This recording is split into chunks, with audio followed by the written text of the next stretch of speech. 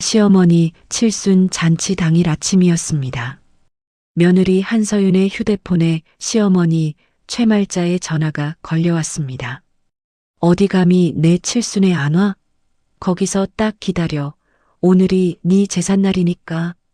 수화기 너머로 침이 튀는 악다구니가 쏟아졌습니다. 남편의 외도를 알고도 묵인한 시어머니, 상간녀가 사준 명품백을 들고 다니는 시어머니였습니다. 그런데 서윤은 울지 않았습니다. 매달리지도 않았습니다. 서윤은 오히려 시어머니에게 이렇게 말했습니다. 제삿날이요? 어머니 아들이랑 그 여자 뒹구는 주소 방금 보냈어요. 거기서 뵙죠. 빈털터리로 쫓겨난 서윤은 곰팡내 나는 고시원에서 찬밥을 삼키는 신세로 추락했습니다. 과연 서윤은 자신을 짓밟은 시어머니와 남편에게 어떤 복수를 돌려주었을까요?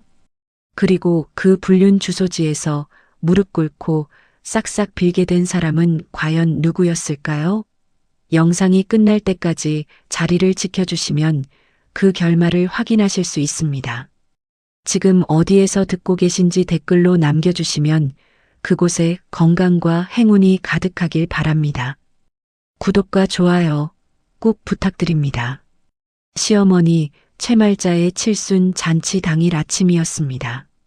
서울 외곽의 낡은 아파트 현관에는 금박 글씨가 새겨진 칠순 초대장이 기대어 놓여 있었죠. 한서윤은 그 초대장을 거들떠보지도 않은 채 안방 옷장을 열었습니다. 서윤은 옷걸이를 하나씩 밀치며 옷장 깊숙한 곳으로 손을 뻗었습니다. 손끝에 닿은 것은 옷이 아니었습니다. 남편 강지훈이 숨겨둔 종이 봉투 하나가 양복 안감 사이에 끼워져 있었죠. 서윤은 봉투를 꺼내 식탁 위에 쏟아냈습니다. 호텔 스위트룸에서 찍은 사진 4장, 명품 시계 보증서, 여자 이름으로 된 백화점 영수증 다발이 흩어졌습니다. 서윤의 턱 근육이 단단하게 굳었습니다. 사진 속 남편 지우는 젊은 여자의 허리에 팔을 감고 샴페인 잔을 들어 올리며 웃고 있었습니다. 영수증 날짜를 훑어보니 결혼기념일 당일에 끊은 것도 있었습니다. 그날 지우는 야근이라며 집에 오지 않았었죠. 서윤은 사진들을 한 장 한 장 이혼 서류 위에 나란히 올려놓았습니다. 손끝이 미세하게 떨렸지만 입술은 단단히 다물어져 있었습니다. 서윤은 침대 밑에서 캐리어를 꺼냈습니다. 10년 전 신혼여행 때 샀던 낡은 캐리어였죠.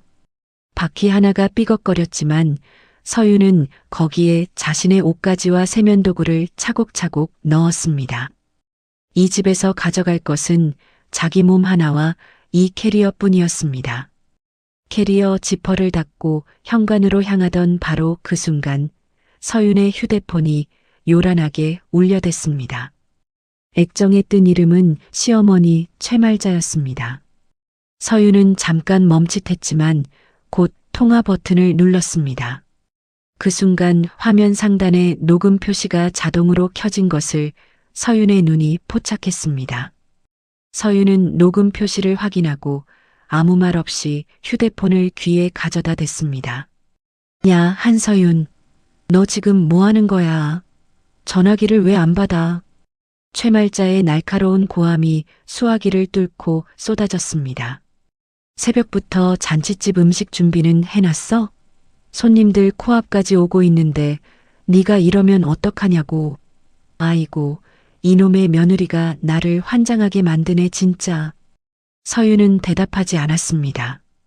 캐리어 손잡이를 쥔 손에 힘만 들어갔죠. 인연이 지금 나한테 무시를 해? 입이 있으면 대답을 해. 어디 감히 내 칠순에 안 와? 거기서 딱 기다려.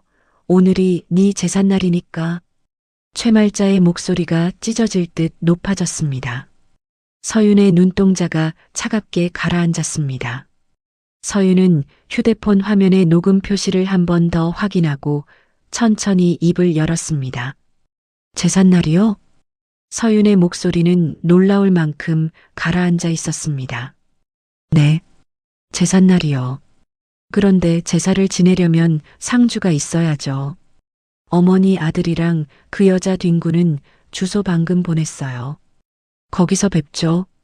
서윤은 말을 마치기도 전에 손가락으로 오유라의 최고급 오피스텔 주소가 적힌 문자를 최말자에게 전송했습니다. 뭐라고? 인연이 지금 완전히 돌았구나. 뒹군다니 그게 무슨 개수작이야. 최말자가 발작하듯 소리쳤습니다. 개수작이 아니라 사실이에요. 어머니도 아시잖아요. 모르는 척 하시는 거잖아요. 그 주소로 가보세요. 어머니 아들이 어떻게 사는지 두 눈으로 똑똑히 보실 수 있을 거예요. 닥쳐. 내 아들 지훈이는 그런 애가 절대 아니야. 네가 밥도 제대로 못 차리고 살림도 못하니까 만날 엉뚱한 핑계를 대고 지랄이지. 아이고, 네 같은 년을 며느리로 들인 내 팔자가 한심해서 못 살겠다. 내가 오늘 직접 가서 네 대가리를 밟아놓을 테니까 꼼짝 말고 거기 있어. 서윤은 입꼬리를 살짝 올렸습니다. 분노가 아니라 오랫동안 참아왔던 쇠사슬을 끊어내는 사람의 얼굴이었죠. 아, 그리고 어머니. 한 가지만 더 여쭐게요. 아들이 그 여자한테 집 명의까지 통째로 넘긴 거 아세요? 순간 전화기 너머가 조용해졌습니다. 최말자의 거친 숨소리만 들려왔습니다. 그건 그 집은 유라가 투자 명목으로 잠깐 맡아둔 거야. 내 아들 집 명예 벌써 유라한테 넘겼다고 해서 뭐가 어때서. 유라는 재벌집 딸이야. 오히려 잘 된 거라고. 너 같은 빈털터리보다 100배는 나으니까 고마운 줄 알아. 최말자는 자신도 모르게 모든 것을 인정해버렸습니다. 서윤은 조용히 전화를 끊었습니다. 녹음 파일이 저장되었다는 알림이 화면에 떴습니다. 서윤은 그 파일을 클라우드에 백업한 뒤 캐리어를 끌고 현관문을 열었습니다. 문을 닫기 전 식탁 위에 이혼 서류와 사진들이 가지런히 놓인 것을 마지막으로 확인했습니다. 1시간 뒤 오유라의 오피스텔 로비였습니다. 대리석 바닥에 샹들리에 불빛이 번지는 고급스러운 공간이었죠. 로비 한쪽에서는 고급 향초 냄새가 은은하게 풍겼고 경비원은 양복을 빳빳하게 차려입고 서 있었습니다. 서윤이 로비 중앙에 캐리어를 세워두고 서 있자 유리문이 벌컥 열리며 최말자가 헐레벌떡 뛰어들어왔습니다. 최말자의 손에는 금색 체인이 달린 가죽 핸드백이 들려 있었습니다. 서윤은 그 가방을 단번에 알아봤습니다. 지난달 지훈의 카드 명세서에 찍혀 있던 300만 원짜리 한정판 백이었죠. 상간녀가 시어머니 입까지 막으려고 사준 가방이었습니다. 서윤의 눈이 차갑게 좁아졌습니다. 야, 한서윤, 네가 감히 시어미한테 그따위 문자를 보내? 이 집구석이 아주 미쳐 돌아가는구나. 최말자가 로비를 가로질러 서윤 앞까지 성큼 다가왔습니다. 거친 숨을 몰아쉬는 최말자의 이마에 핏줄이 붉어져 있었습니다. 구두 뒤꿈치가 대리석 바닥을 찍어대는 소리가 로비에 퍼졌죠. 어머니, 직접 오셨네요. 잘 됐어요. 어머니 눈으로 직접 보셔야 믿으실 테니까요. 서윤은 품에서 종이 봉투를 꺼냈습니다. 호텔 사진, 명품 영수증, 문자 캡처본이 가득 든 봉투였죠. 서윤은 봉투를 거꾸로 뒤집어 대리석 바닥 위에 사진들을 흩뿌렸습니다. 최말자의 눈이 바닥으로 향했습니다. 아들 지훈이 젊은 여자와 껴안고 있는 사진이 발밑에 널브러져 있었습니다. 최말자의 얼굴에서 핏기가 순식간에 빠져나갔습니다. 이게 뭔 짓이야? 최말자가 허리를 굽혀 사진을 줍기 시작했습니다. 손이 바들바들 떨려서 사진을 집어 올리다 2번이나 놓쳤습니다. 바로 그때 엘리베이터 문이 열렸습니다. 실크 가운을 걸친 지훈과 그 옆에 선 젊은 여자 오유라가 나란히 걸어 나왔습니다. 엄마, 왜 여기에? 서윤아, 너 지금 무슨 짓을 한 거야? 지훈의 얼굴이 백지장처럼 하얗게 변했습니다. 지훈은 본능적으로 유라의 뒤쪽으로 몸을 숨기며 한 발짝 물러섰습니다. 유라는 한 발 뒤로 물러서며 팔짱을 꼈습니다. 최말자는 바닥에 쪼그려 앉은 채 아들과 유라를 번갈아 쳐다봤습니다.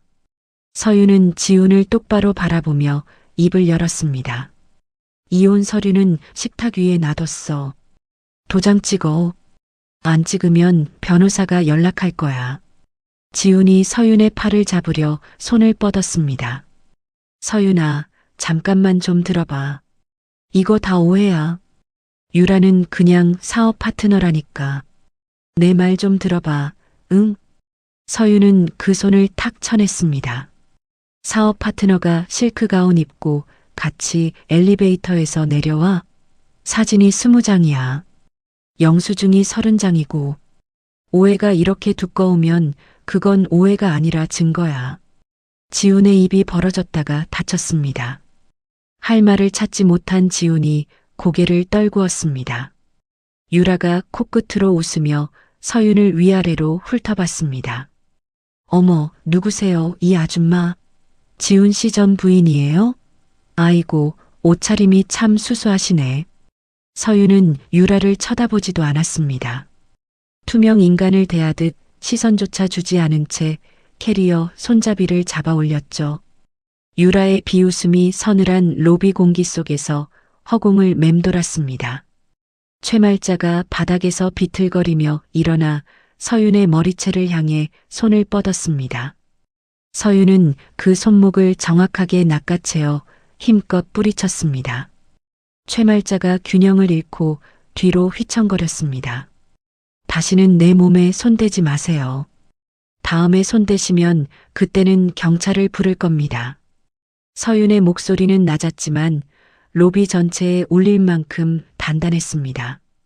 경비원이 놀라서 자리에서 벌떡 일어섰고 로비를 지나던 입주민 2~3명이 발걸음을 멈추고 이쪽을 쳐다봤습니다. 서윤은 그 시선들을 아랑곳하지 않고 등을 돌려 유리문을 밀고 밖으로 나갔습니다. 바깥에는 차가운 바람이 불고 있었습니다. 서윤은 캐리어를 끌며 한 번도 뒤를 돌아보지 않았습니다. 칠순 잔치가 완벽하게 난장판이 된 로비 안쪽에서 최말자의 울부짖음과 지훈의 고함이 뒤섞여 들려왔지만 서윤의 발걸음에는 조금의 망설임도 없었습니다. 캐리어 바퀴가 인도 위에서 딱딱거리는 소리만이 서윤의 새로운 시작을 알리고 있었습니다. 시댁에서 쫓겨난 그날 밤이었습니다. 서윤은 보증금 없이 월세만으로 구한 반지하 고시원 문을 열었습니다. 문을 여는 순간 코끝을 찌르는 곰팡내가 얼굴을 덮쳤죠. 한평 남짓한 방 안에는 얼룩진 장판과 누렇게 변색된 벽지, 그리고 모서리가 찌그러진 철제 침대 하나가 전부였습니다. 서윤은 캐리어를 방 한가운데 세워두고 그 위에 주저앉았습니다. 천장 한쪽 구석에서 물이 한 방울씩 떨어지고 있었습니다. 떨어진 물방울이 장판 위에 검은 얼룩을 만들고 있었죠. 창문이라고 부르기도 민망한 작은 환기창 너머로 빗물에 젖은 골목길이 보였습니다. 지나가는 차가 웅덩이를 밟을 때마다 흙탕물이 창문 쪽으로 튀어올랐습니다. 서윤은 짐을 풀기 시작했습니다. 옷가지 사이에 꾸겨 넣었던 세면도구를 꺼내 철제 침대 밑에 밀어 넣었습니다. 그때 캐리어 바닥에서 손에 잡히는 것이 있었습니다. 낡은 상자 밑바닥에 눌려있던 작은 통장 하나였죠. 서윤은 통장을 펼쳐보았습니다. 돌아가신 친정아버지 이름이 적혀 있었고 잔액은 0원, 해지 도장이 찍혀 있었습니다. 아버지. 서윤은 통장을 가슴에 꼭 끌어안았습니다. 아버지가 살아계실 때 만들어둔 통장이 왜 해지되었는지 알 수 없었습니다. 서윤은 그 빈 통장을 캐리어 안쪽 주머니에 소중하게 넣어두었습니다. 밤이 깊어지자 배에서 꼬르륵 소리가 났습니다. 고시원 공용 주방에 남아있던 것은 누군가 먹다 남긴 쉰내 나는 찬밥 한 덩이뿐이었습니다. 서윤은 그 찬밥을 양은 그릇에 담아 찬물을 부었습니다. 밥알이 물 위에 둥둥 떠올랐고 코끝에 쉰내가 올라왔습니다. 서윤은 눈을 질끈 감고 그 밥을 한 숟갈씩 억지로 삼켰습니다. 찬물에 불은 밥알이 목구멍을 타고 내려갈 때마다 위장이 쥐어짜는 듯했죠. 그 무렵 서울 한복판 오유라의 펜트하우스에서는 전혀 다른 풍경이 펼쳐지고 있었습니다. 대리석이 깔린 거실 한가운데 놓인 원목 식탁 위에는 샴페인 병과 캐비어 접시가 늘어서 있었죠. 최말자가 샴페인 잔을 번쩍 들어 올리며 입을 열었습니다. 아이고, 속이 다 시원하다. 그 쓸모없는 년이 제 발로 나갔으니 이제 살 것 같네. 지훈이 캐비어를 크래커 위에 잔뜩 올리며 킥킥거렸습니다. 엄마, 진작 쫓아냈어야 했어. 맨날 눈치만 보고 찍소리도 못하던 년인데 뭘 그렇게 오래 끓었어. 최말자가 샴페인을 한 모금 마시고 입술을 쩝쩝 다셨습니다. 그래도 살림은 곧잘 했으니까 부려먹을 만했지. 이제 필요 없으니까 버린 거야. 아이고, 유라야. 우리 며느리 자리는 이제 내 거다. 이 엄마가 인정한다. 유라가 와인잔을 기울이며 웃었습니다. 어머니, 걱정 마세요. 저는 그 아줌마랑 격이 달라요. 지훈 씨도 이제 고생 안 하셔도 돼요. 최말자가 유라의 손을 꼭 잡으며 기뻐했습니다. 그래 그래, 역시 우리 유라가 최고야. 아이고 예뻐라. 세 사람의 웃음소리가 펜트하우스의 높은 천장에 메아리 쳤습니다. 샹들리에 불빛 아래서 샴페인 거품이 반짝거렸죠. 바로 그 시각 반지하 고시원에서 서윤은 빈 양은 그릇을 내려놓았습니다. 입안에 남은 쉰내가 가시지 않았습니다. 서윤은 축축한 장판 위에 무릎을 꿇고 앉아 주먹을 불끈 쥐었습니다. 이 지독한 가난의 냄새, 내 손으로 반드시 그 인간들 목에 부어줄 거야. 서윤의 목소리가 좁은 방 안에서 낮게 울렸습니다. 눈에는 눈물이 아니라 불꽃이 타오르고 있었죠. 다음 날 새벽 5시 서윤은 동네 골목 안쪽에 자리 잡은 허름한 백반집 주방 보조로 첫 출근을 했습니다. 페인트가 벗겨진 철문을 밀고 들어서자 기름때가 낀 환풍기 소리가 웅웅거렸습니다. 주방장이 턱짓으로 구석을 가리켰습니다. 저기 양파 3망까? 오늘 점심 단체 손님이야. 빨리빨리 움직여. 서윤은 앞치마를 두르고 양파 더미 앞에 쪼그려 앉았습니다. 양파 껍질을 벗길 때마다 매운즙이 손등에 갈라진 틈으로 스며들어 따끔거렸습니다. 눈이 시려서 눈물이 흘렀지만 서윤은 멈추지 않았죠. 점심 준비가 끝나갈 무렵 서윤은 주방장이 버리려고 쓰레기통 옆에 놓아둔 시든 채소와 자투리 고기를 발견했습니다. 서윤은 주방장에게 물었습니다. 이거 버리시는 거예요? 응, 그건 다 죽은 거야. 가져가든 말든 알아서 해. 서윤은 시든 채소의 줄기를 다듬고 자투리 고기의 기름기를 정성껏 발라냈습니다. 작은 냄비를 가져다 불 위에 올렸죠. 서윤은 자신만이 알고 있는 특별한 비율로 재료를 배합하기 시작했습니다. 파뿌리를 먼저 넣어 기름에 볶고 간장과 설탕의 양을 손끝 감각만으로 맞추었습니다. 냄비에서 보글보글 끓어오르는 소스가 깊고 진한 향을 내뿜기 시작했습니다. 그때 식당 안쪽 문이 열리며 양복 차림의 중년 남자가 들어왔습니다. 대기업 외식 브랜드 총괄 셰프 정은수였습니다. 정은수는 근처 현장 답사를 마치고 우연히 이 백반집에 들른 것이었죠. 정은수가 자리에 앉아 백반을 기다리는데 주방 한편에서 풍겨오는 낯선 향기에 고개를 돌렸습니다. 뜨거운 냄비 위로 피어오르는 갈색 소스의 향이 식당 전체를 감싸고 있었습니다. 정은수는 자리에서 벌떡 일어나 주방 쪽으로 성큼 걸어갔습니다. 이 냄새, 이 향. 잠깐, 이거 맛 좀 봐도 될까요? 주방장이 어리둥절한 표정으로 고개를 끄덕였습니다. 정은수가 나무 숟가락으로 소스를 한 모금 떠서 입에 넣었습니다. 정은수의 두 눈이 크게 떠졌습니다. 숟가락을 든 손이 멈춘 채 한동안 움직이지 않았죠. 이걸 누가 만들었습니까? 대체 누가 이 소스를 만든 겁니까? 정은수의 목소리에 급한 기색이 묻어났습니다. 주방장이 고개를 돌려 구석에서 설거지통에 손을 담그고 있던 서윤을 가리켰습니다. 저기, 어제 들어온 보조요. 정은수가 서윤에게 성큼 다가갔습니다. 서윤은 비눗물이 묻은 손을 앞치마에 대충 닦으며 고개를 들었습니다. 이 소스, 당신이 만든 거예요? 네. 버려지는 재료가 아까워서 그냥 끓여본 건데요.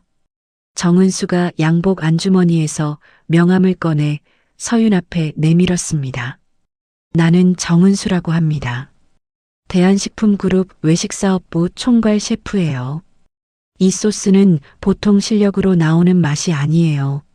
재료의 상태를 정확히 파악하고 최적의 배합을 찾아낸 거, 이건 타고난 미각이 없으면 불가능합니다.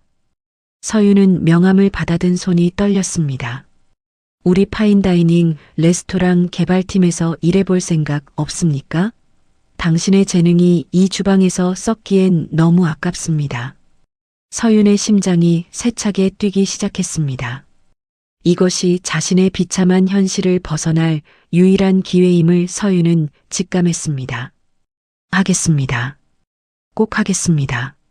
서윤의 대답은 짧았지만 목소리에는 흔들림이 없었습니다. 정은수가 고개를 끄덕이며 미소를 지었습니다. 며칠 후 서윤은 깔끔한 정장 차림으로 거대 식품그룹 본사 건물 로비에 발을 내디뎠습니다. 유리병 너머로 쏟아지는 햇살이 대리석 바닥에 부딪혀 눈이 부셨습니다. 로비 전광판에서 빛나는 화려한 음식 영상들이 흘러나왔죠. 서윤은 주먹을 꽉 쥐고 전광판을 올려다보았습니다. 반지하 고시원의 곰팡내가 아직 코끝에 남아 있었지만 서윤의 눈빛은 이미 달라져 있었습니다. 첫 출근 날 아침 서윤은 개발팀 회의실 문을 열고 안으로 들어섰습니다. 넓은 원목 테이블 위에 메뉴 기획안 서류들이 쌓여 있었고 벽면에는 고급 요리 사진들이 액자로 걸려 있었죠. 서윤이 빈자리를 찾아 앉으려는 순간 테이블 상석에 앉아있던 여자와 눈이 마주쳤습니다. 오유라였습니다. 유라는 이사라는 직함이 새겨진 명패 뒤에서 다리를 꼬고 앉아 있었습니다. 서윤의 심장이 한 박자 멈칫했지만 얼굴에는 아무런 동요도 드러내지 않았습니다. 유라가 서윤을 발견하고 입꼬리를 비틀었습니다. 어머, 이게 누구야? 지훈 씨 전 부인 아니에요? 여기는 어떻게 들어온 거예요? 서윤은 대답 대신 자리에 조용히 앉았습니다. 유라가 자리에서 일어나 서윤이 테이블 위에 올려놓은 메뉴 기획안을 집어들었습니다. 유라는 기획안의 첫 장을 펼쳐보지도 않고 한쪽 손으로 구겨 쓰레기통에 던져 넣었습니다. 여기가 어디인 줄 알아? 우리 아버지 회사야. 내가 이 레스토랑의 신메뉴 총괄 이사라고. 유라가 서윤의 책상 앞까지 걸어와 얼굴을 가까이 들이밀었습니다. 비싼 향수 냄새가 코끝을 찔렀습니다. 주제 파악해. 넌 평생 내 밑바닥 청소나 하다 끝날 팔자니까. 회의실에 있던 팀원 대여섯 명이 고개를 숙이고 눈치만 살폈습니다. 아무도 서윤 편을 들지 않았죠. 서윤은 유라의 눈을 똑바로 바라보다가 천천히 시선을 거두었습니다. 쓰레기통에 구겨진 기획안을 주워들고 구김을 펴서 다시 가방에 넣었습니다. 서윤의 손가락 끝이 하얗게 질릴 만큼 기획안을 쥐고 있었지만 입에서는 한마디도 나오지 않았습니다. 그날 저녁 퇴근길이었습니다. 서윤이 고시원으로 향하는 좁은 골목길에 들어서자 어둠 속에서 누군가가 불쑥 나타났습니다. 지훈이었습니다. 지훈은 술 냄새를 풍기며 서윤의 앞을 가로막았습니다.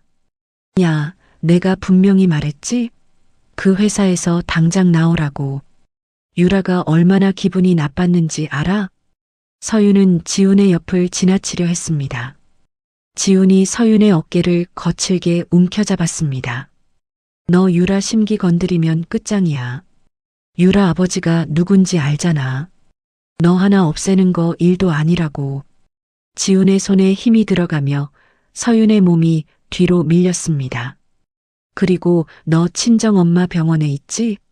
유라가 마음만 먹으면 그 병원비도 끊을 수 있어. 알아서 처신해. 서윤의 눈이 번쩍 뜨였습니다. 지훈이 서윤의 어깨를 한 번 더 세게 밀치자 서윤이 골목벽에 등을 부딪히며 넘어졌습니다. 무릎이 시멘트 바닥에 쓸리며 찢어졌고 스타킹 사이로 피가 배어 나왔습니다. 서윤은 바닥에 넘어진 채로 고개를 들어 지훈의 정강이를 힘껏 걷어찼습니다. 지훈이 비명을 지르며 한쪽 다리를 움켜잡고 비틀거렸습니다. 네가 아무리 발악해도 나는 절대 이 회사를 안 나가. 너도 유라도 시어머니도 나를 못 꺾어. 죽어도 안 나가. 서윤의 목소리가 어두운 골목에 쩌렁쩌렁 울렸습니다. 지훈은 아픈 다리를 절뚝거리며 욕을 퍼붓다가 어둠 속으로 사라졌습니다. 서윤은 찢어진 무릎에서 흐르는 피를 손등으로 대충 닦고 일어섰습니다. 주먹을 꽉 쥔 채 고시원을 향해 다시 걸었습니다. 다음 날부터 유라의 보복이 시작되었습니다. 유라는 서윤을 개발 업무에서 완전히 배제시켰습니다. 서윤에게 내려진 업무는 주방 후드의 기름때, 청소와 식자재 창고 정리뿐이었죠. 서윤은 아침 7시에 출근하여 쇠수세미로 후드 안쪽에 검게 눌어붙은 기름을 긁어냈습니다. 독한 세제가 손등의 상처에 스며들 때마다 살같이 부르트고 화끈거렸습니다. 오후에는 영하의 냉동 창고에 들어가 수십 킬로그램짜리 식자재 상자를 옮겼습니다. 장갑도 없이 얼음이 붙은 상자를 옮기다 보면 손가락 끝이 시퍼렇게 변했죠.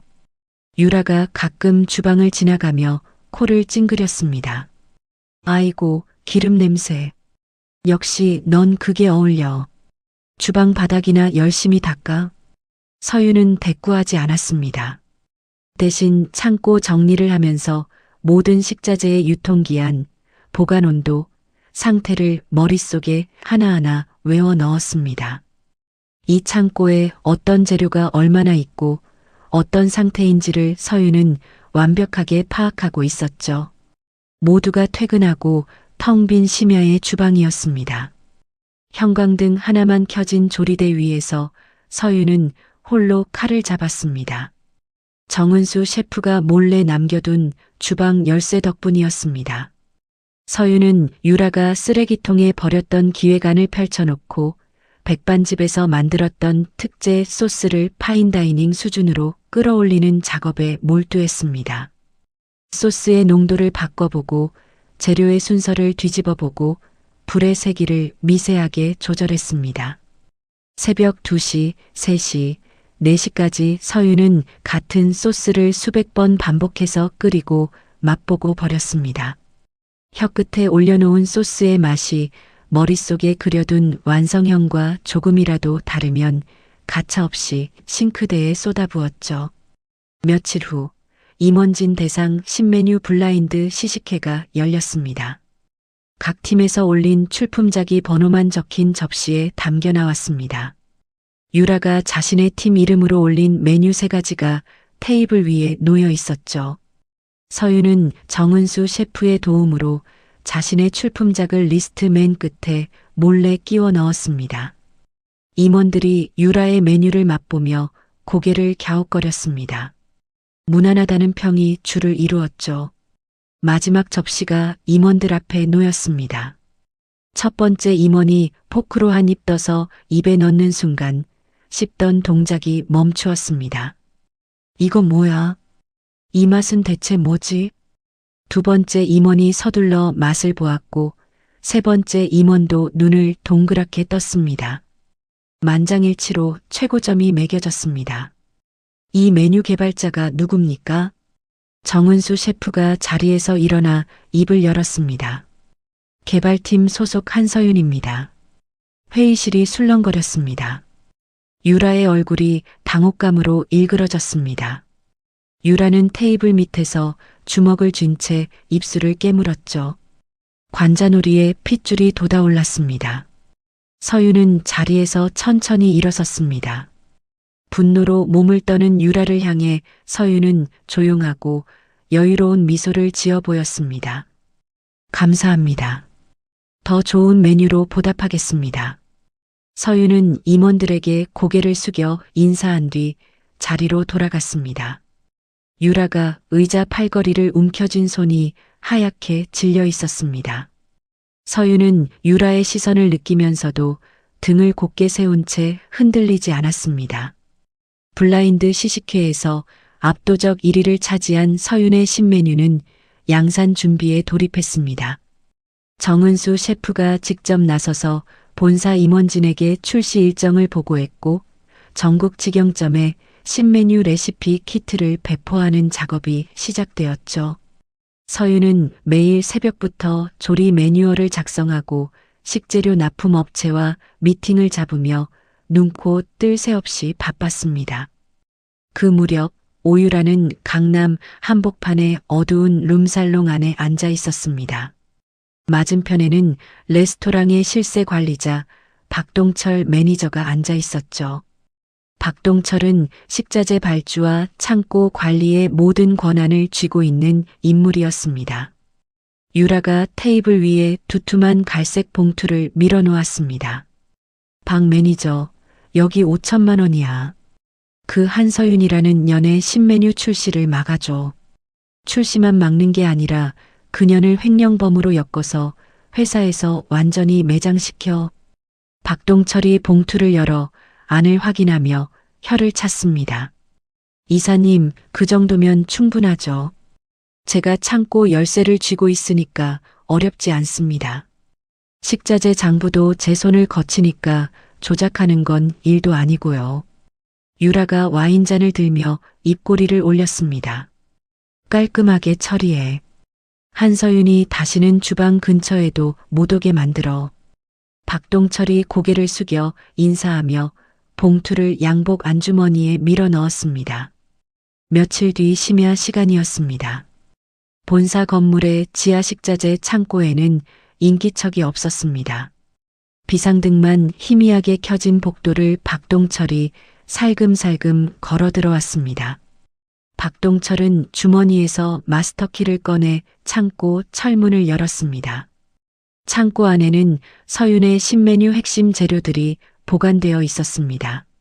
최고급 한우 안심 수입산 트러플, 유기농 채소들이 대형 냉장고 세대에 빼곡히 들어차 있었죠. 수천만 원어치의 최고급 식재료였습니다.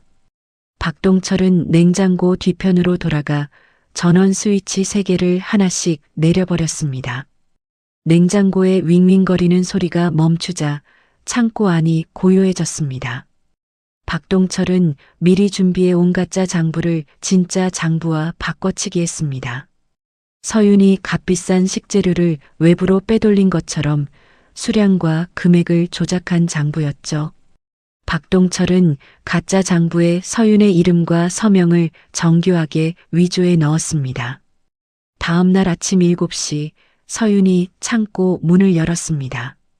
문을 여는 순간 코를 찌르는 악취가 밀려왔습니다.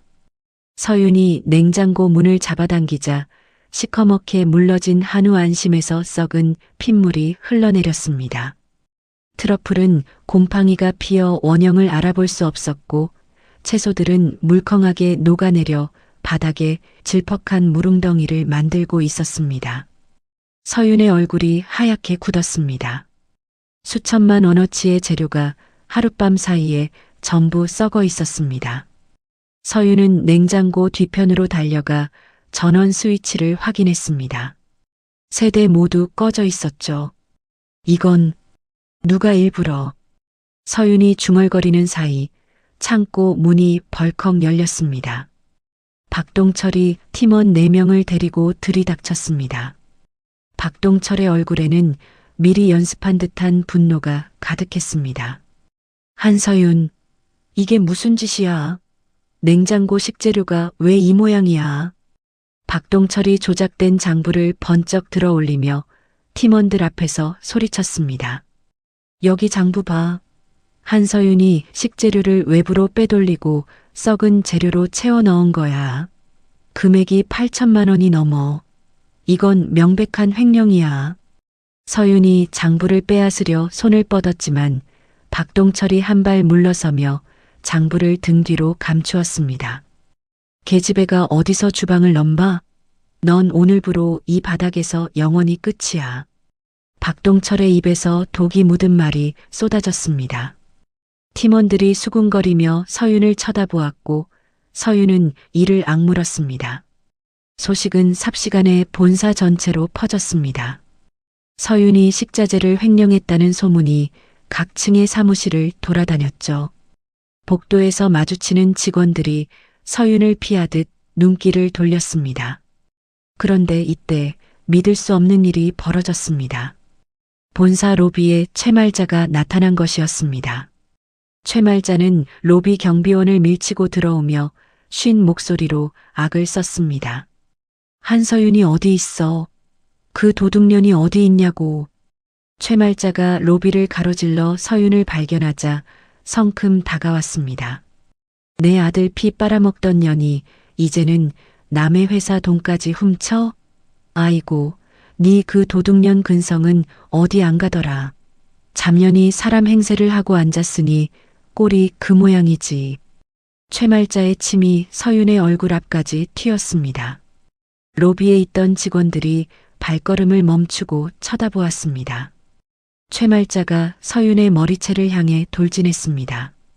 서윤은 침착하게 한 발 옆으로 비켜서며 최말자의 손을 정확하게 쳐냈습니다. 보안팀 불러주세요.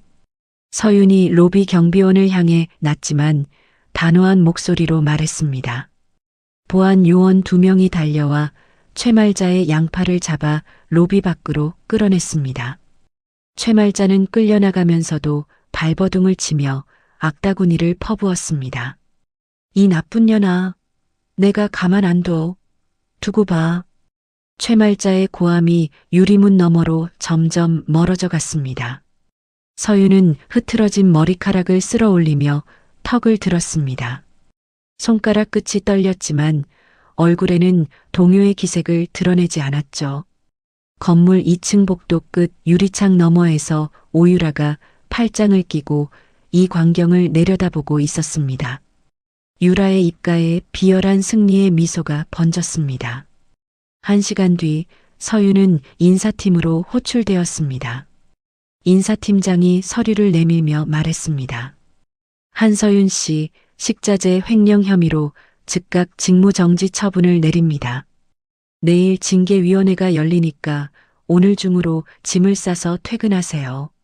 서윤은 서류를 받아들고 아무 말 없이 고개를 숙였습니다.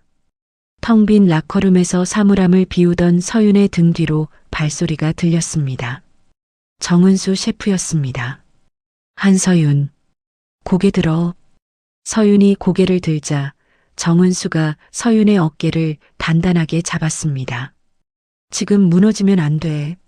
나는 당신이 그런 짓을 할 사람이 아니란 걸 알아. 내일 징계위원회에서 완벽하게 반격해. 기회는 한 번이야. 서윤의 눈시울이 붉어졌지만 눈물은 흘리지 않았습니다. 서윤은 고개를 끄덕이고 사물함에서 작은 가방 하나를 꺼냈습니다. 정은수가 돌아간 뒤 서윤은 썩은 식재료의 상태와 조작된 장부의 필적을 찍어둔 사진들을 휴대폰에서 확인했습니다. 박동철의 행동이 수상하다는 것을 며칠 전부터 눈치채고 있었던 서윤이었습니다. 서윤은 라커룸 구석에서 작은 지퍼백을 꺼냈습니다. 안에는 메모리 카드가 하나 들어 있었죠. 며칠 전 서윤이 창고 환풍구 구석에 설치해둔 소형 위장 카메라의 메모리 카드였습니다. 서윤은 메모리 카드를 손바닥 위에 올려놓고 가만히 내려다보았습니다. 이 작은 카드 안에 박동철과 오유라를 파멸시킬 모든 증거가 담겨 있었습니다. 서윤은 메모리 카드를 주머니 깊숙이 넣고 라커룸을 나섰습니다. 고시원으로 돌아온 서윤은 잠을 자지 않았습니다. 좁은 책상 위에 노트북을 펼치고 메모리 카드의 영상을 처음부터 끝까지 반복해서 확인했습니다. 박동철이 봉투를 세는 장면, 냉장고 스위치를 내리는 장면, 장부를 바꿔치기 하는 장면이 선명하게 찍혀 있었습니다. 서윤은 식재료 관리 일지 원본을 꺼내 날짜별로 정리했습니다. 매일 퇴근 전 적어두었던 온도 기록과 재고, 수량이 빼곡하게 적혀 있었죠. 새벽 4시 서윤은 모든 준비를 마치고 노트북을 닫았습니다. 창밖으로 아직 어두운 하늘이 보였습니다. 서윤은 주먹을 꽉 쥐고 내일 징계위원회에서 박동철의 얼굴에 진실을 던져줄 그 순간을 그렸습니다. 징계위원회 당일 오전 10시 본사 대회의실이었습니다. 긴 원목 테이블 양쪽으로 임원 5명이 위압적인 표정으로 앉아 있었습니다. 테이블 한쪽 끝에는 박동철 매니저가 서류 뭉치를 가지런히 쌓아두고 자리를 잡았고 그 뒤편 구석에 오유라가 다리를 꼬고 앉아 팔짱을 낀 채 여유로운 미소를 짓고 있었죠. 서윤은 회의실 문을 열고 안으로 들어섰습니다. 어깨를 곧게 펴고 정면을 응시한 채 지정된 자리까지 걸어갔습니다. 서윤의 손에는 얇은 서류 파일 하나와 작은 USB 메모리가 쥐어져 있었습니다. 인사팀장이 회의 개시를 선언하고 박동철에게 브리핑을 요청했습니다. 박동철이 자리에서 일어나 리모컨을 눌렀습니다. 대형 스크린에 조작된 식자재 장부가 떠올랐죠. 지난 화요일 새벽 한서윤이 관리하던 식자재 창고에서 8,300만 원 상당의 최고급 식재료가 소실되었습니다. 장부를 확인한 결과 한서윤이 수차례에 걸쳐 식재료를 외부로 반출한 기록이 명확합니다. 박동철이 장부의 숫자를 하나하나 짚으며 설명할 때마다 임원들의 표정이 굳어졌습니다. 유라가 뒤편에서 만족스러운 듯 턱을 살짝 들어 올렸습니다. 결론적으로 한서윤은 직무를 이용한 명백한 횡령범입니다. 즉각 해고와 함께 형사고발을 건의합니다. 박동철이 고개를 숙여 마무리 인사를 했습니다. 임원들이 서류를 넘기며 수군거렸죠. 인사팀장이 서윤을 바라보았습니다. 한서윤, 해명할 것이 있습니까? 서윤은 천천히 자리에서 일어났습니다. 회의실 안의 모든 시선이 서윤에게 쏠렸습니다.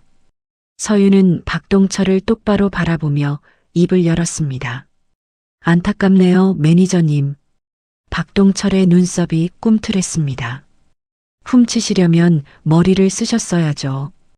이 작은 카메라가 당신 인생을 끝낼 줄은 몰랐을 테니까요.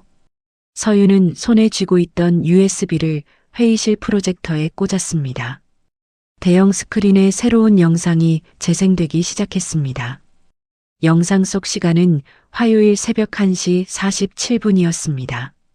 비상등만 켜진 어두운 창고 복도를 박동철이 살금살금 걸어오는 모습이 또렷하게 찍혀 있었습니다. 박동철이 양복 안주머니에서 갈색 봉투를 꺼내 안에 지폐를 한 장씩 세며 웃는 얼굴이 클로즈업 되었죠. 회의실이 술렁거리기 시작했습니다. 박동철의 얼굴에서 핏기가 쭉 빠져나갔습니다. 영상은 이어졌습니다. 박동철이 마스터키로 창고 철문을 열고 들어가 냉장고 뒤편의 전원 스위치를 하나씩 내리는 장면이 고스란히 재생되었습니다. 냉장고의 윙윙거리는 소리가 멈추는 순간까지 녹화되어 있었죠. 이어서 박동철이 진짜 장부를 빼내고 미리 준비한 조작 장부로 바꿔치기 하는 모습이 선명하게 나왔습니다. 저 건 박동철이 의자에서 벌떡 일어나며 더듬거렸습니다. 이마에 식은땀이 줄줄 흘러내렸습니다. 서윤은 영상을 멈추지 않았습니다. 영상이 끝나자 서윤은 서류 파일을 열어 임원들의 책상 위에 한 부씩 배포했습니다. 이것은 제가 매일 퇴근 전에 기록해온 식재료 온도 및 재고 관리 일지 원본입니다. 날짜, 온도, 수량이 모두 제 필적으로 기록되어 있습니다. 박 매니저가 제출한 장부와 비교해 보시면 어느 쪽이 조작인지 한눈에 확인하실 수 있습니다. 임원 한 명이 두 장부를 나란히 놓고 대조하기 시작했습니다. 숫자가 완전히 다른 것이 즉시 드러났죠. 또 다른 임원이 조작 장부의 서명란을 확대경으로 들여다보며 고개를 저었습니다. 이 서명은 필적이 다릅니다. 위조가 명백하군요. 회의실이 발칵 뒤집혔습니다. 박동철이 유라를 돌아보며 떨리는 목소리로 말했습니다. 이사님이 시킨 거잖아요. 제가 왜 혼자서 이런 짓을 합니까? 이사님이 돈 봉투를 주면서 하라고 했잖아요. 유라의 눈이 차갑게 좁아졌습니다. 유라는 고개를 천천히 돌려 박동철을 쳐다보았습니다. 무슨 소리야? 나는 박 매니저가 뭘 했는지 전혀 모르는데. 헛소리 집어치워. 유라가 철저히 선을 그으며 시선을 돌려버렸습니다. 박동철의 입이 벌어진 채 다치지 않았습니다. 자신에게 돈을 건넨 사람이 눈앞에서 모른 척 발을 빼는 모습에 박동철의 다리가 후들후들 떨렸습니다. 인사팀장이 테이블을 손바닥으로 내리치며 선언했습니다. 박동철 매니저, 재물손괴 및 문서위조 혐의로 즉각 징계 해고를 통보합니다. 경찰에도 곧바로 인계하겠습니다. 회의실 문이 열리며 대기하고 있던 경찰 2명이 들어왔습니다. 박동철이 의자 다리를 붙잡고 버텼지만 경찰이 양팔을 잡아 일으켜 세웠습니다. 잠깐만요. 저 혼자 한 게 아니라니까요. 오 이사가 시켰다고요. 박동철이 끌려나가면서 악을 썼지만 유라는 끝까지 고개조차 돌리지 않았습니다. 회의실 문이 닫히자 박동철의 고함이 복도 너머로 점점 멀어져 갔습니다. 인사팀장이 서윤에게 고개를 숙였습니다. 한서윤, 모든 혐의가 해소되었습니다. 직무정지를 즉각 철회하고 원래 업무에 복귀하십시오. 서윤은 담담하게 고개를 숙여 인사했습니다.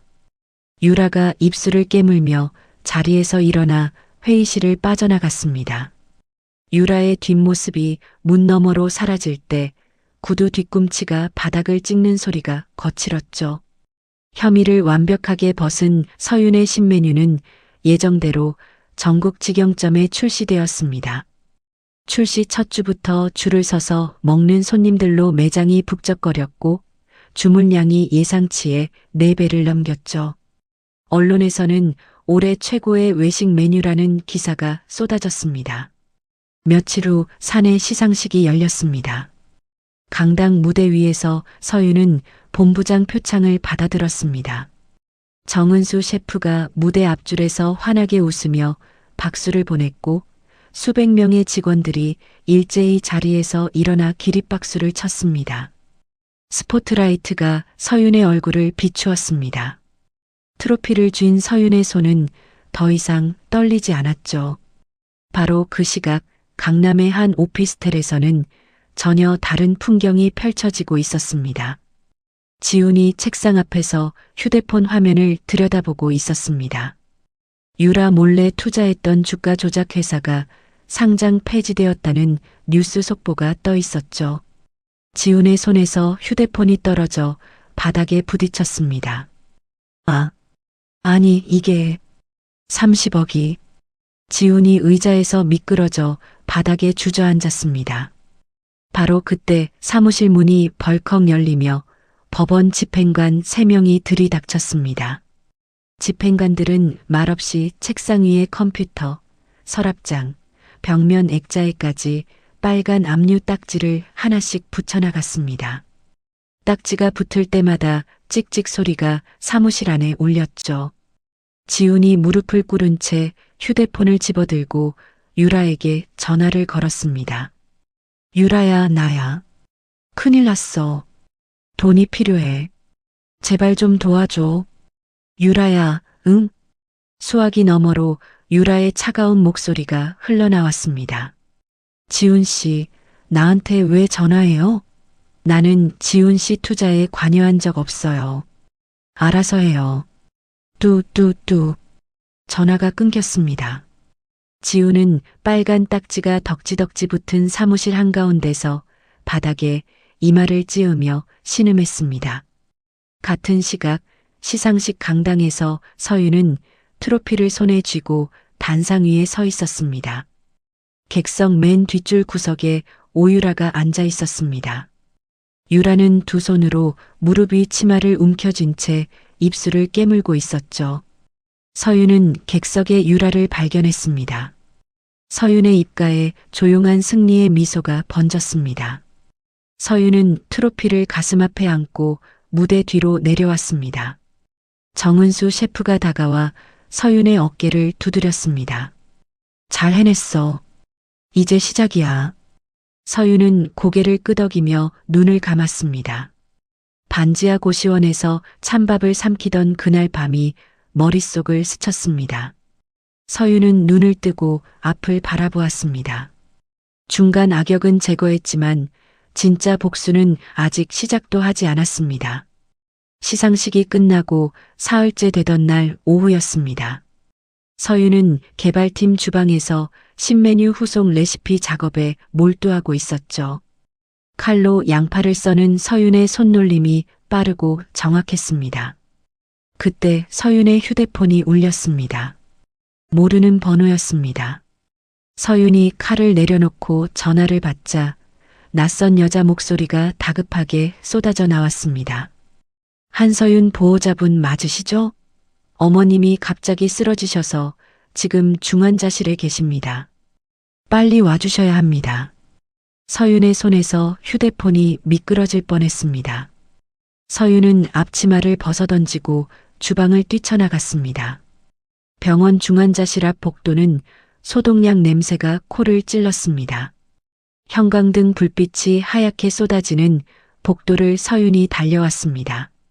간호사가 서윤을 중환자실 안으로 안내했죠. 유리문 너머로 친정엄마가 보였습니다. 산소호흡기가 코와 입을 덮고 있었고 팔뚝에는 수액줄이 2개나 꽂혀 있었습니다.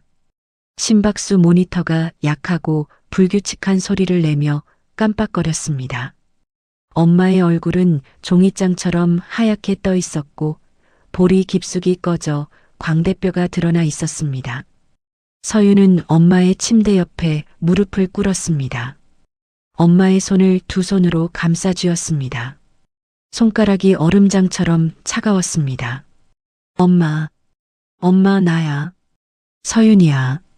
눈 떠봐 엄마. 서윤의 목소리가 갈라졌습니다. 엄마는 눈을 뜨지 못했습니다. 가느다란 숨소리만 산소호흡기 사이로 새어나왔죠. 담당 의사가 서윤을 복도로 불러냈습니다. 보호자분, 어머님이 며칠 전에 극심한 정신적 충격을 받으신 것 같습니다. 심정지가 한 차례 왔었고 지금은 겨우 심박을 되찾은 상태예요. 누군가 병실에 찾아와서 물건을 집어 던지고 심하게 소리를 질렀다고 같은 병실 환자분이 말씀하셨습니다. 서윤의 눈이 번쩍 떠졌습니다. 누가 왔다는 겁니까? 저도 직접 보지는 못했습니다. 다만 병원 CCTV를 확인해 보시면 알 수 있을 겁니다. 서윤은 곧장 병원 행정실로 내려가 CCTV 열람을 요청했습니다. 행정 직원이 모니터 앞에서 날짜를 맞추고 재생 버튼을 눌렀습니다. 화면 속에 최말자가 나타났습니다. 최말자는 엄마의 병실 문을 발로 차고 들어가 침대 옆 탁자 위에 물컵을 집어 바닥에 내던졌습니다. 물이 사방으로 튀었고 유리 파편이 흩어졌습니다. 최말자가 침대에 누운 엄마의 이불을 잡아 젖히며 손가락질을 했습니다. 음성은 들리지 않았지만 최말자의 입이 크게 벌어졌다 다치기를 반복했죠. 엄마가 가슴을 움켜쥐고 고통스러운 표정을 짓는 모습이 화면에 찍혀 있었습니다. 최말자가 병실을 나간 지 3분 뒤 엄마가 침대에서 바닥으로 미끄러져 쓰러지는 장면이 재생되었습니다. 서윤의 손톱이 자기 손바닥을 파고들었습니다. 손바닥에 반달 모양의 자국이 선명하게 찍혔지만 서윤은 느끼지 못했습니다. 이 영상 복사해 주세요. 지금 당장이요. 서윤의 목소리가 떨리지 않았습니다. 분노가 떨림을 잡아먹어버린 것이었죠. 서윤은 CCTV 영상 파일을 USB에 담아 주머니에 넣고 중환자실로 돌아갔습니다. 엄마의 곁에서 밤새 자리를 지키던 간병인이 서윤에게 다가왔습니다. 보호자님, 어머님이 쓰러지시기 직전에 이걸 꼭 쥐고 계셨어요. 손에서 떼어내기가 힘들 정도로 꽉 잡고 계셨습니다. 간병인이 건넨 것은 낡은 서류 봉투였습니다. 봉투가 구겨져 있었고 한쪽 모서리가 찢어져 있었죠. 서윤은 봉투를 열었습니다. 안에는 2장의 서류가 들어 있었습니다. 첫 번째는 서윤이 고시원 시절 캐리어 밑바닥에서 찾아 엄마에게 맡겨두었던 친정아버지의 해지된 빈 통장 사본이었습니다. 두 번째 서류를 본 순간 서윤의 눈동자가 크게 흔들렸습니다. 위임장이었습니다. 아버지의 사망보험금을 수령하기 위한 위임장이었는데 위임인 란에 아버지의 서명이 위조되어 있었고 수임인 란에 최말자의 이름과 도장이 선명하게 찍혀 있었습니다. 보험금 수령 금액은 2억 원이었습니다. 서윤의 손이 서류를 쥔 채 파르르 떨렸습니다. 아버지가 돌아가신 뒤 보험금이 한 푼도 나오지 않아 엄마와 서윤이 장례비조차 빌려야 했던 그 시절이 떠올랐습니다. 그 돈을 최말자가 서류를 위조해서 통째로 가로챘던 것이었습니다. 서윤은 서류를 내려놓고 엄마의 얼굴을 바라보았습니다. 산소호흡기 너머로 엄마의 감긴 눈꺼풀이 미세하게 떨리고 있었습니다. 엄마는 이 서류를 서윤에게 전해주려고 쓰러지는 순간까지 놓지 않았던 것이었죠. 서윤은 자리에서 천천히 일어섰습니다. 심박수 모니터의 규칙적인 신호음이 조용한 중환자실에 울려 퍼졌습니다. 서윤은 엄마의 이마에 입술을 가만히 대었습니다. 엄마, 내가 반드시 다 받아낼게. 아버지 목까지 전부. 서윤이 몸을 일으켜 중환자실 유리문 앞에 섰습니다. 유리에 비친 자기 얼굴이 보였습니다. 눈이 벌겋게 충혈되어 있었지만 눈물은 한 방울도 흐르지 않았습니다. 피눈물? 아니, 당신들은 피조차 말라붙게 만들어줄게. 지옥이 뭔지 똑똑히 보여주겠어. 서윤의 입에서 나온 말은 맹세가 아니라 선고였습니다. 서윤은 휴대폰을 꺼내 정은수 셰프에게 전화를 걸었습니다. 셰프님, 저 서윤입니다. 부탁드릴 것이 있습니다. 제가 싸울 수 있도록 최고의 변호사를 붙여주십시오. 정은수의 대답은 짧았습니다. 내일 아침까지 보낼게. 걱정 마. 다음 날 아침 중환자실 앞 대기실에 양복을 빳빳하게 차려입은 변호사 3명이 도착했습니다.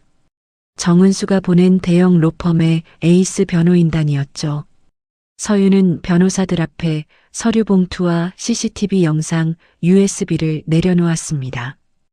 이것은 시어머니 최말자가 친정아버지의 사망보험금 2억 원을 위조 서류로 가로챈 증거입니다.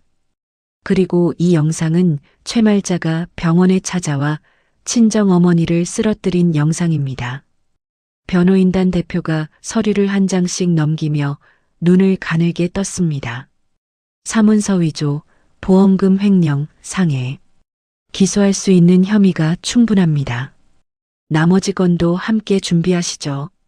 서윤은 추가 서류를 꺼냈습니다.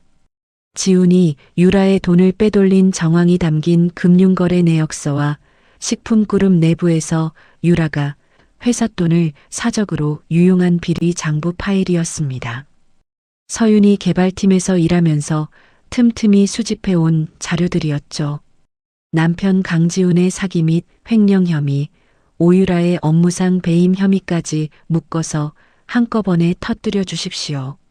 변호인단 대표가 고개를 끄덕이며 서류를 가방에 넣었습니다. 서윤은 변호사들이 떠난 뒤 다시 중환자실로 들어갔습니다. 엄마의 손을 잡고 침대 옆에 앉았습니다. 심박수 모니터가 규칙적으로 울리는 소리가 서윤의 귀에 맴돌았습니다. 서윤은 엄마의 차가운 손등을 자신의 이마에 가만히 대었습니다. 병실 창밖으로 저녁 해가 지고 있었습니다.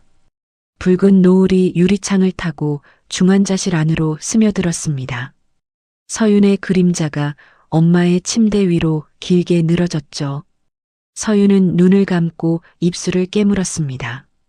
메인 악역들의 숨통을 끊어버릴 복수의 그물망이 서윤의 머릿속에서 완성되고 있었습니다. 며칠 뒤 아침이었습니다. 서윤은 변호인단과 함께 서울중앙경찰서를 찾았습니다. 변호인단 대표가 접수 창구에 고소장 3통을 올려놓았습니다. 최말자를 사문서 위조 및 보험금 횡령으로, 강지훈을 사기 및 횡령으로, 오유라를 업무상 배임으로 고소하는 서류였죠. 서윤이 고소장과 함께 제출한 증거 목록 첫 번째는 칠순 잔치 당일의 자동 녹음 파일이었습니다. 최말자가 거기서 딱 기다려 오늘이 네 제삿날이니까라고 악을 쓰던 그 목소리가 고스란히 담긴 파일이었죠. 변호인단 대표가 담당 수사관에게 설명했습니다. 이 녹음 파일은 피고소인 최말자의 협박 발언이 명확하게 녹음되어 있습니다. 추가로 진명의 이전 사실을 스스로 인정한 발언도 포함되어 있습니다. 수사관이 녹음 파일을 재생하자 최말자의 쉰 목소리가 사무실에 울려 퍼졌습니다. 서윤은 그 목소리를 들으며 입술을 꽉 다물었습니다. 오래 전 심어두었던 씨앗이 드디어 열매를 맺는 순간이었습니다. 고소장이 접수된 그날 오후 경찰의 압수수색 영장이 집행되었습니다. 최말자의 집과 지훈의 사무실에 수사관들이 동시에 들이닥쳤죠. 최말자의 서랍장에서는 위조 위임장 원본과 보험금 수령 내역서가 쏟아져 나왔습니다. 지훈은 압수수색 소식을 듣자마자 유라의 펜트하우스로 도망쳤습니다. 현관문을 두드리며 숨을 헐떡거렸죠. 유라야, 나 좀 들여보내줘. 경찰이 나를 찾고 있어. 제발. 유라가 문을 열어주었지만 표정은 싸늘했습니다. 그런데 유라에게도 이미 재앙이 닥친 뒤였습니다. 아침 일찍 주요 언론사에 유라의 갑질과 불륜 스캔들이 대서특필되었던 것이었죠. 식품그룹 회장의 혼외자가 회사 돈을 유용하고 유부남과 불륜을 저질렀다는 기사가 포털 사이트 메인을 도배했습니다. 지훈 씨, 나도 지금 아버지한테 불려가야 해. 너까지 신경 쓸 여유 없어. 유라가 외투를 걸치며 차갑게 내뱉었습니다. 그날 오후 유라는 식품그룹 회장실에 불려 들어갔습니다. 회장은 유라를 마주보지도 않은 채 서류 한 장을 밀어놓았죠. 호적에서 판다.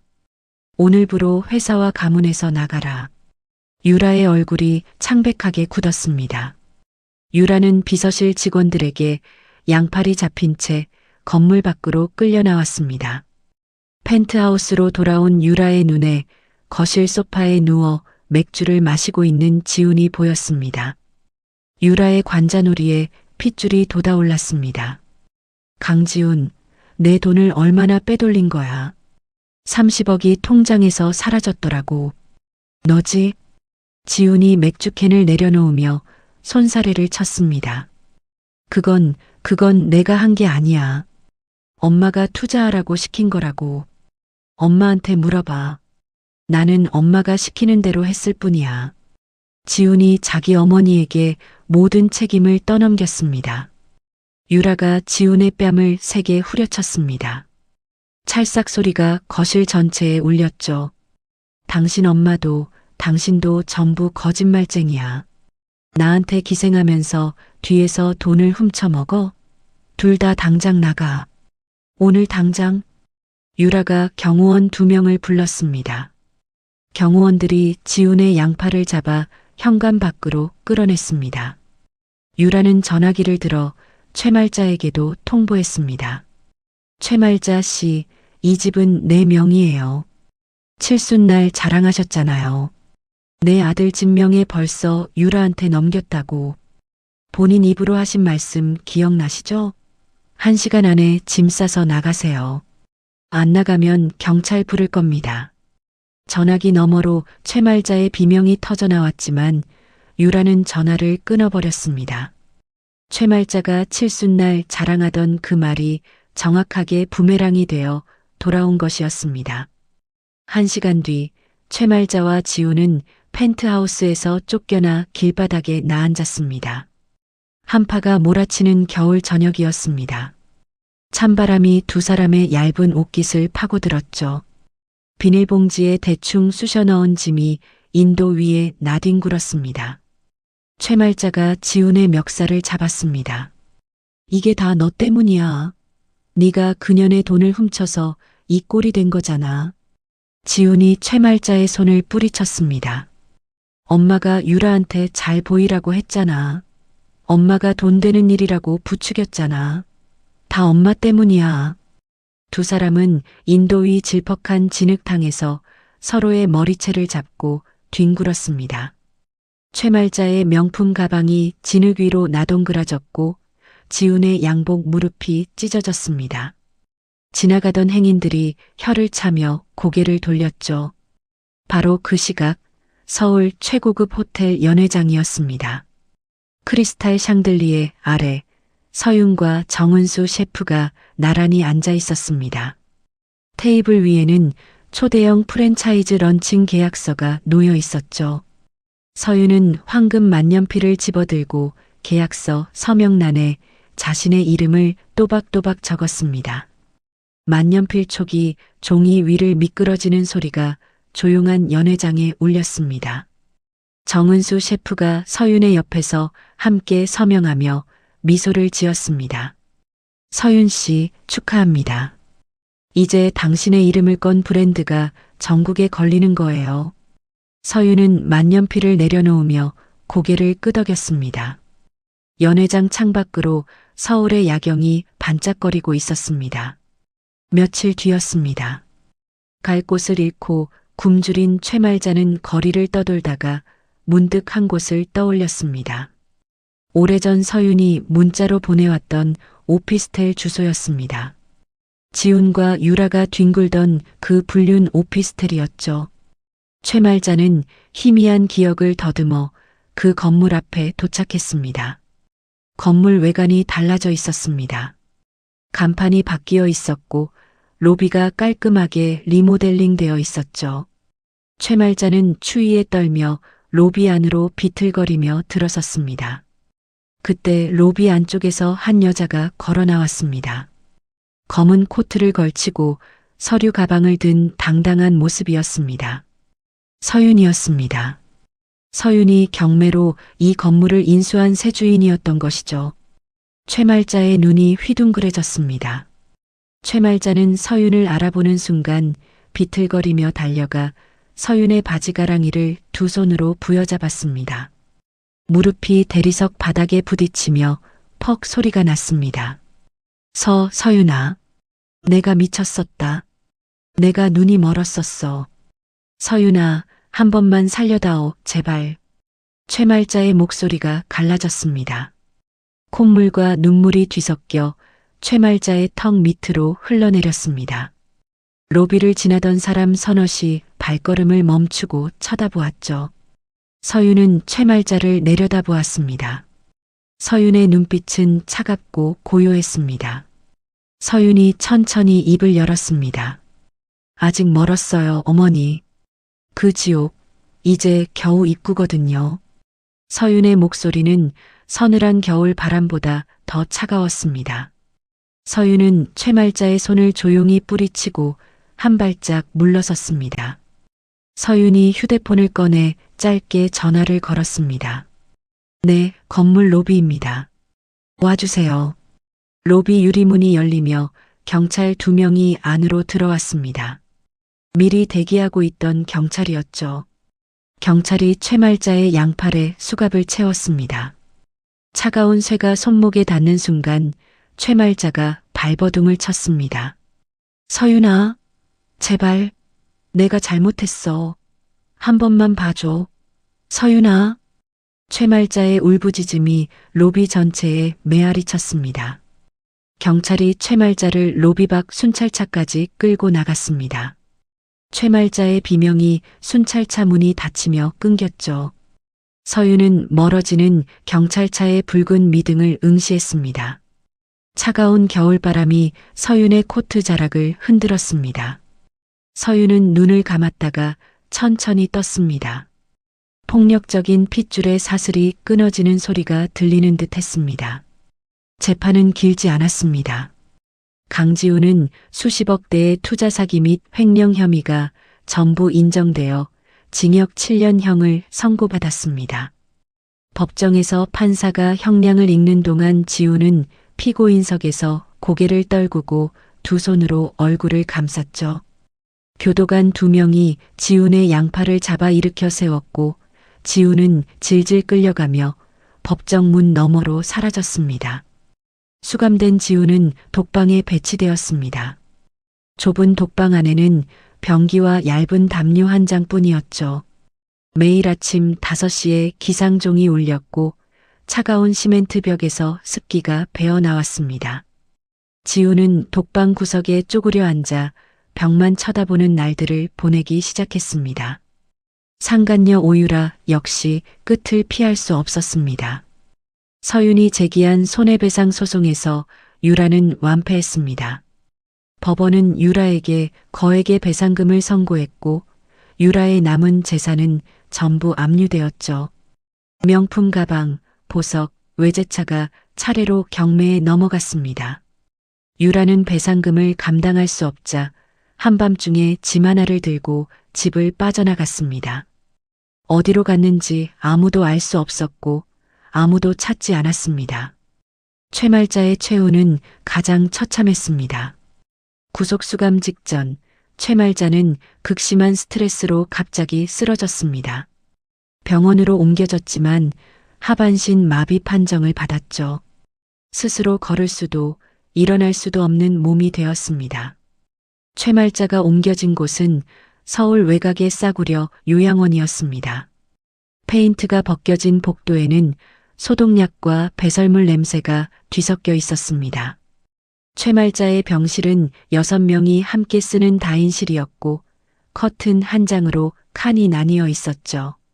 배변 패드를 갈아줄 간병인은 하루에 2번만 왔고 나머지 시간에는 최말자가 혼자 천장만 바라보며 누워 있어야 했습니다.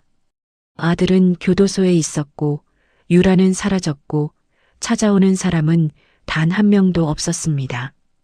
최말자는 가끔 손이 닿는 전화기로 서윤의 번호를 눌렀습니다.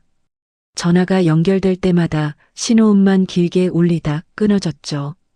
최말자는 전화기를 가슴에 안고 텅 빈 천장을 올려다보았습니다. 하지만 진실은 따로 있었습니다. 모든 악역이 무너지는 그 시간 동안 서윤은 자신의 이름을 건 프랜차이즈를 전국으로 확장하고 있었습니다. 서윤의 신메뉴 브랜드는 출시 석 달 만에 직영점 24곳을 돌파했고 외식업계에서 가장 성공한 여성 대표로 이름을 올렸죠. 반지하 고시원에서 찬밥을 삼키던 여자가 수백 명의 직원을 거느린 프랜차이즈 대표가 된 것이었습니다. 어느 봄날 오후 서윤은 프랜차이즈 핵심 직영점 매장으로 정은수 셰프를 초대했습니다. 매장 입구에는 붉은 리본이 걸려 있었고 유리 너머로 고급스러운 인테리어가 보였습니다. 서윤이 매장 문을 열고 정은수를 안으로 안내했습니다. 셰프님, 이리 와보세요. 서윤이 카운터 위에 놓인 은색 액자를 가리켰습니다. 액자 안에는 명예 공동대표 정은수라고 새겨진 금색 명패가 들어 있었죠. 정은수의 눈이 크게 떠졌습니다. 이게 뭡니까? 서윤이 액자 옆에 놓인 서류 봉투를 정은수에게 건넸습니다. 봉투 안에는 이 핵심 직영점의 지분 50%가 정은수에게 양도된다는 증서가 들어 있었습니다. 셰프님이 아니었으면 저는 아직도 백반집에서 양파를 까고 있었을 겁니다. 셰프님이 저를 꺼내주셨어요. 이건 제가 받은 은혜에 대한 보답입니다. 정은수의 손이 서류를 쥔 채 미세하게 떨렸습니다. 정은수는 평생 남의 식당에서 총괄 셰프로만 일해왔습니다. 자기 이름이 걸린 매장은 한 번도 가져본 적이 없었죠. 서윤 씨, 이건 너무 큰 거예요. 나는 그저 당연한 일을 했을 뿐인데, 당연한 일이 아니었어요. 아무도 저를 안 봐줄 때 셰프님만 봐주셨잖아요. 받아주세요.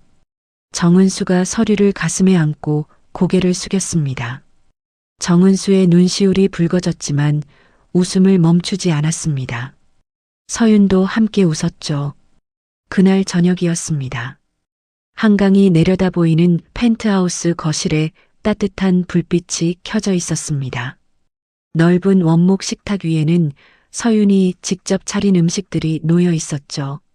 잘 끓인 전복죽, 제철 나물 반찬, 갓 구운 생선이 김을 올리고 있었습니다. 식탁 맞은편에 친정엄마가 앉아 있었습니다. 기적적으로 의식을 회복한 엄마는 아직 얼굴이 야위었지만 눈빛에 생기가 돌아와 있었습니다. 서윤이 전복죽을 떠서 엄마 앞에 놓았습니다. 엄마, 많이 먹어. 내가 매일 이렇게 차려줄게. 엄마가 죽을 한 숟갈 떠서 입에 넣었습니다. 엄마의 눈에 눈물이 고였습니다. 우리 서윤이가 이렇게 됐구나. 엄마는 네가 고생하는 거 볼 때마다 가슴이 찢어졌는데 이제야 속이 놓인다. 엄마, 이제 걱정 마. 아프지만 말아줘. 다른 건 내가 다 할게. 엄마가 서윤의 손을 꼭 잡았습니다. 엄마의 손이 예전보다 따뜻했습니다. 서윤은 엄마의 손등을 어루만지며 고시원에서 찬밥을 삼키던 그 밤을 떠올렸습니다. 축축한 장판 위에서 주먹을 불끈 쥐고 이를 갈던 그 밤이었죠. 지금 이 식탁 위에는 따뜻한 음식이 김을 내뿜고 창밖으로는 한강의 물결이 저녁 노을에 반짝거리고 있었습니다. 바로 그때 서윤의 휴대폰 액정이 밝아졌습니다. 발신자 이름이 떠올랐습니다. 최말자 요양원이었습니다. 전화벨이 울렸습니다. 짐을 싸던 그 아침처럼 요란하게 울렸죠. 그날은 최말자의 악다구니가 쏟아지던 전화였습니다. 거기서 딱 기다려. 오늘이 네 제삿날이니까. 그 목소리에 서윤은 주눅 들지 않았지만 주먹을 꽉 쥐어야 했습니다. 지금은 달랐습니다. 서윤은 울리는 휴대폰을 가만히 내려다보았습니다. 얼굴에 동요가 없었습니다. 서윤은 아무런 감정 없이 손가락으로 액정을 터치해 전화를 무음으로 돌려버렸습니다. 전화벨이 멈추자 식탁 위에는 다시 고요가 내려앉았죠. 요양원 다인실 침대 위에서 최말자가 전화기를 귀에 대고 있었습니다. 신호음이 끊어지자 최말자의 손에서 전화기가 미끄러져 이불 위에 떨어졌습니다. 배변 패드에서 올라오는 냄새가 코를 찔렀고 형광등 불빛이 최말자의 푹 꺼진 두 눈을 비추었습니다. 아무도 오지 않는 병실에서 최말자는 입술만 달싹거리다 고개를 돌려 벽을 바라보았습니다. 펜트하우스 식탁에서 서윤은 와인잔을 들어 엄마의 잔과 가볍게 부딪혔습니다. 맑은 소리가 거실에 울렸습니다. 서윤이 창밖의 한강을 바라보며 조용히 은조렸습니다. 과거의 나를 동정하지 않아. 그 바닥이 있었기에 지금의 눈부신 내가 있는 거니까. 따뜻한 저녁 노을이 유리창을 타고 거실 안으로 스며들었습니다.